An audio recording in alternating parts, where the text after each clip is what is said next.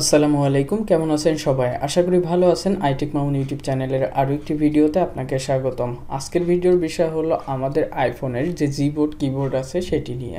তো আমরা অনেকেই অনেক দিন ধরে খেয়াল করতেছি যে আমাদের আইফোনে iOS আপডেট হওয়ার পর থেকে জিবোর্ড কিবোর্ডটা কাজ করতেছে না। জাস্ট যে প্রবলেমটা ফেস করতেছে সেটা আমি একটু দেখাচ্ছি। আমি এখানে জিবোর্ড কিবোর্ডটা সিলেক্ট করে নিলাম, নেওয়ার পরে এখানে ভয়েস টাইপ করতেছি। জিবোর্ড কিবোর্ডটা নতুন আপডেট আসার পর থেকে আর কাজ করতেছে না। তো এরকম টাইপ করা শেষ হয়ে গেলে এখানে একটি অপশন ঘুরপাক খাচ্ছে বা প্রসেস হচ্ছে এরকম দেখাচ্ছে, বাট এরপরে কিন্তু আর কোনো ফাংশনে আসতেছে না। আপনি যদি এখান থেকে সেন্ডে দেন তাহলে কিন্তু আর সেন্ডে যাচ্ছে না। আপনি কোনোভাবেই সেন্ডে নিয়ে আপনি যেখানে লিখছিলেন এইখানে আসতেছে না। আবার এটা আপনি কপিও করতে পারতেছেন না, তাহলে কিন্তু আপনার আলটিমেটলি এই জিবোর্ড কিবোর্ড কোনো কাজে আসতেছে না বা আপনি এটার মাধ্যমে কোনো উপকার পাচ্ছেন না। তবে আপনি যদি কেটে দেন তাহলে সেটিংসের ভিতরে নিয়ে যায়, আর সেটিংসের সব সেটিংস আমরা ঠিকঠাকভাবে দেখেছি যে এটার কোনো সেটিংসের গড়মিল নাই। তো সেটিংসের সব কিছু ঠিক আছে, কিন্তু আমরা কোনোভাবেই এখানে ভয়েস টাইপটা করতে পারতেছি না।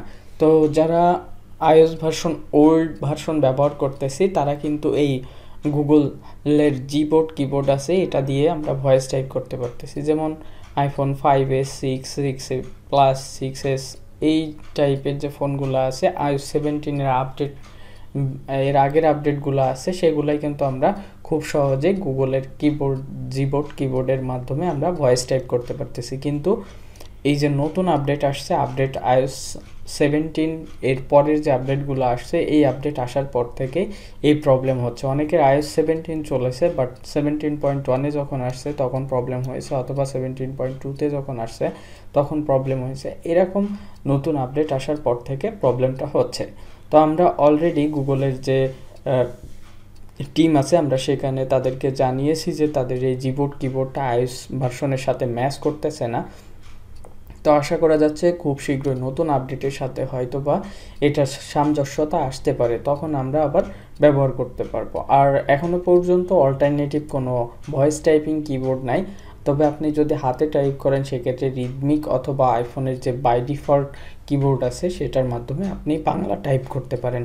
বাংলা ভয়েস টাইপের জন্য বেস্ট যে কিবোর্ড ছিল সেটা হলো জিবোর্ড কিবোর্ড।